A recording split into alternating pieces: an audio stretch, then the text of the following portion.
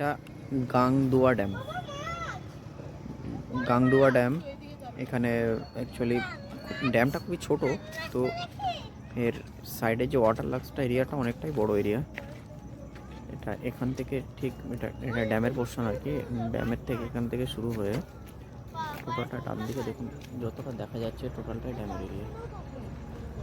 আর লাইটটা এমন করেছে না, মানে আমি তো আগে বলে দিলাম ফটো কিন্তু সাদা সাদা। এটা গাংদুয়া ড্যামের ওয়াটার পয়েন্ট। এখান থেকে ওয়াটার কালেক্ট করা হয় আর কি, কালেক্ট করে লোকাল সাপ্লাই দেওয়া হয় এটা থেকে।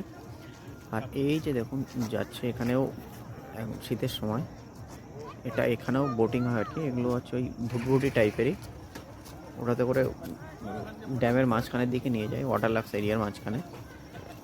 আর এটা ঠিক নিয়ে যায় এইখান থেকে,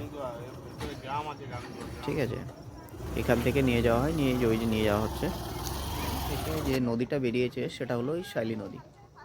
শাইলি নদীটা এই যে এখন শীতের সময় একদমই জল নেই।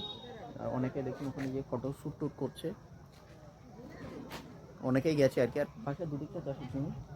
এটা হচ্ছে শাইলি নদী। আর ড্যামের ওপরে এই সুন্দর আর্ট করে রেখেছে, ওই ড্যামের যে সাইডটা, ড্যামের সাইডটা যে ওয়ালগুলো আছে সুন্দর আর্ট করে রেখেছে, সুন্দর আর্ট করে রেখেছে। আর এটা হচ্ছে ড্যামের ওপরের রাস্তা। এটা যাচ্ছে ওই যে ড্যাম যার নাম গাংদুয়া গ্রাম, সেই গ্রামে যাওয়ার রাস্তা, মাটির রাস্তা পুরোটাই। বর্ষার সময় এলে যেতে খুবই কষ্ট হবে, কিন্তু এই সময় এখন শীতের সময় যাওয়া যাচ্ছে, কোনো অসুবিধা নেই। পিকনিক স্পট বলে।